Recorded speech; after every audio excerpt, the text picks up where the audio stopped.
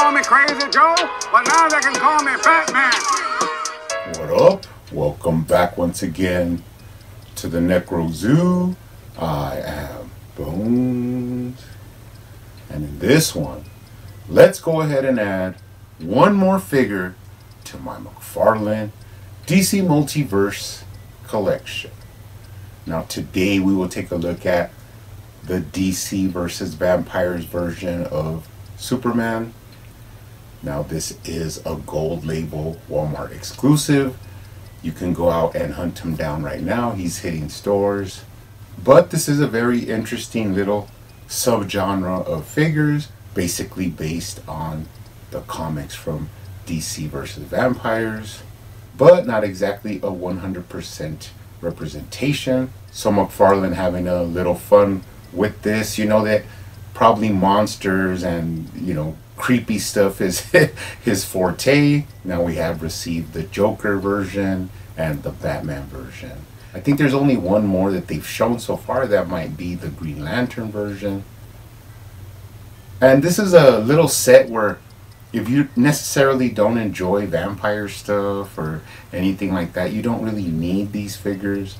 But I think it will be pretty cool to look at them once you have, you know, like 10 of them all together. It'll make a pretty nice little display. So anyways, he does look pretty thirsty in the packaging. But let's go ahead and take a closer look at it. But first, he does come with your standard black DC Multiverse stand. Now, of course, these are not really needed, but sometimes they do come in useful.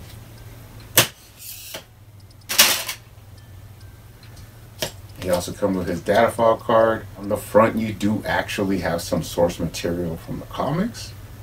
Now, there are slight differences in the suit. I mean, that you could basically see from here, or you could look up images online. So that it's not 100% perfect recreation of the comic, but you get the idea. Now on the back, you do have some information. Pretty cool. Now he actually does come with some accessories, which are 2 alternate fists. Now these are new fists because they do have some clawed fingers, a little bit of different texture and sculpt work than other fists, so they will match up nicely with this figure. Now let's go ahead and get a more detailed look at the figure. First impressions, as I said before, right off the bat, this is a reuse of the Page Puncher's Superman. Now if you ever had any doubts or any misgivings that DC Multiverse and Page Punchers is basically the same line, this is actually, you know, a buck from Page Punchers, and now it's being used as a DC Multiverse figure. So it's the same thing, all coming from McFarlane. I think the only differences would be the packaging and that it comes with a comic, and that's basically it. But he looks pretty good. I do like the color scheme. I do like the simplicity of the design, and then I do like that gnarly, horrific, vampiric look for Superman.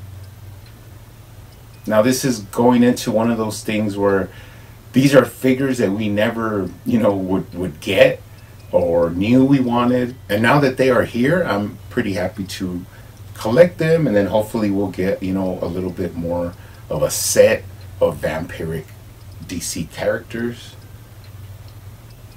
But it looks pretty good.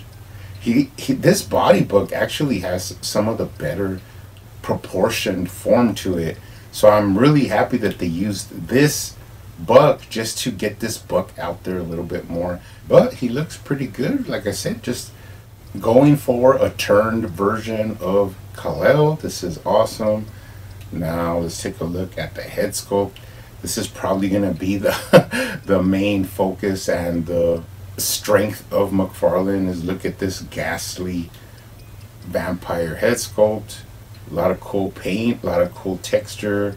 Like the way the ears are sculpted out to that sort of, you know, vampire style.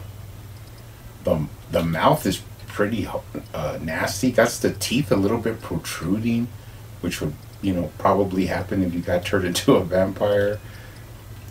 Really nice attention to detail. You got a lot of little misperfections and warts and all kinds of little, details to this monster Superman. And of course you have the 2 puncture wounds at the neck that signify his, being bitten. All in all, really nice. I like the I like the hair sculpt, even though this one is on a vampire version of Superman. But the hair sculpt is really nice as well. Take a look at the articulation at the head. Could look down, pretty good. Now he can look up if you push it really well, actually. You got right to left, and of course you could tilt his head for some attitude. Pretty sweet.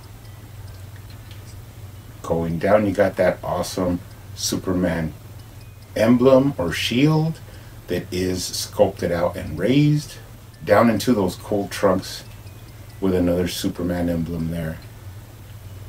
Pretty nice. Let's check out the waist articulation. You do have side to side. You have that full tilt-a-whirl at the waist. You got lower waist swivel, upper chest swivel.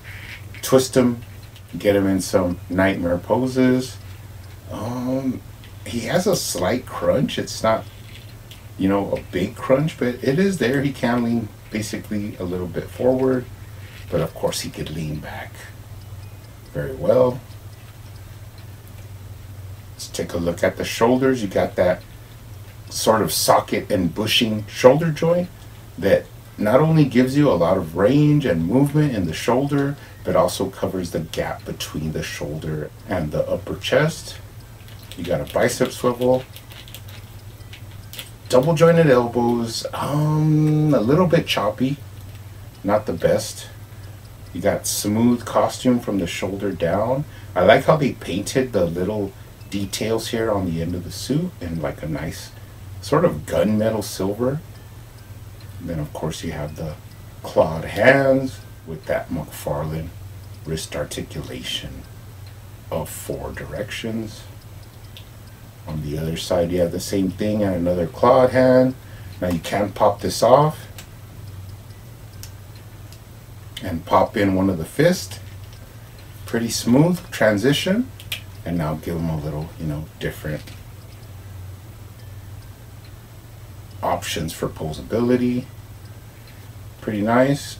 Get him in a T pose. Move his arms above his head. Basic articulation. Moving down to the thighs. Let's go ahead and take a look at the thigh swivel. It's there. You could get a little bit more if you heat this up and break it free, but for now it is sufficient. This allows you to move the boot from side to side without having a thigh cut. You can kick up pretty high, and of course you can kick back. Now do not be afraid to flex the trunks because they are made of rubber. As you could see, they move out of the way. And when you put the leg back, they do go back to their original form. Cock out his knee. He has that McFarlane hip swivel.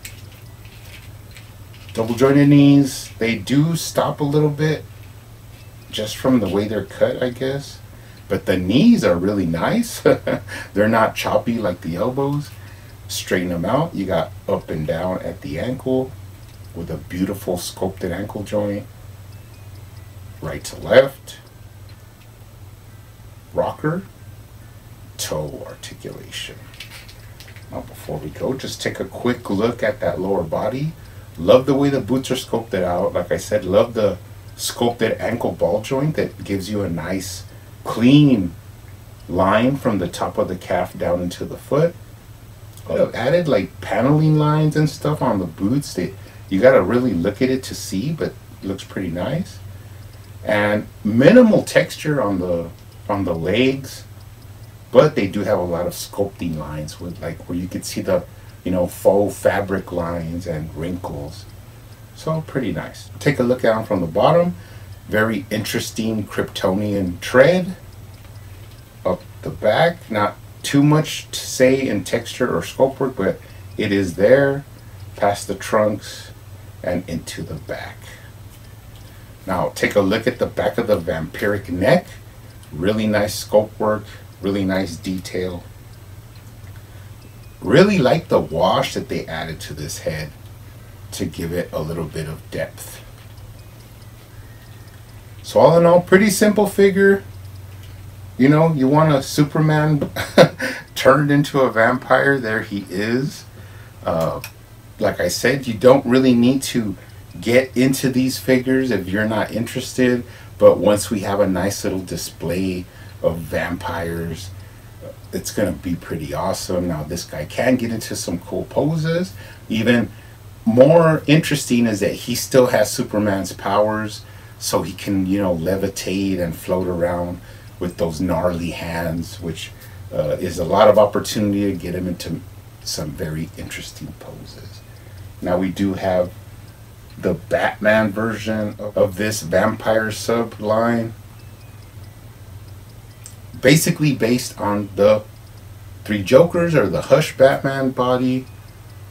But I also like the tone in this, so you're getting like that darker sort of maroonish tone of Superman and this kind of metallic copperish look of Batman. Same thing, the main, but they do have the same feel, which is that the head sculpt is basically the focal point, making it a pretty cool bloodsucker version of your favorite heroes.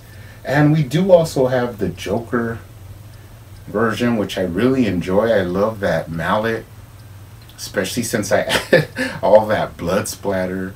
And like I said, the scale isn't so much a problem, because once you have all these together, you can pose them down crouching or some, you know, in the air or in different positions. That way you can mingle it up and just have a display of vampire heroes and villains.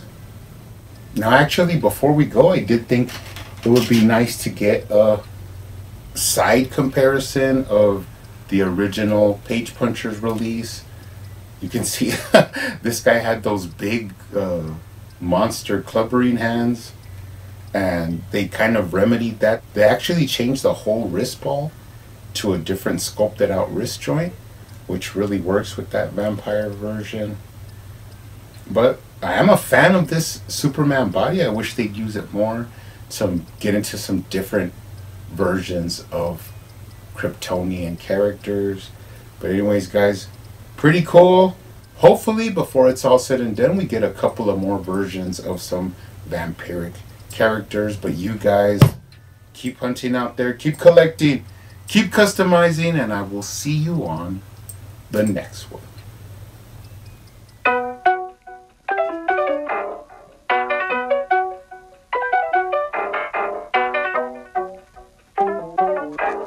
They used to call me Crazy Joe, but now they can call me Batman.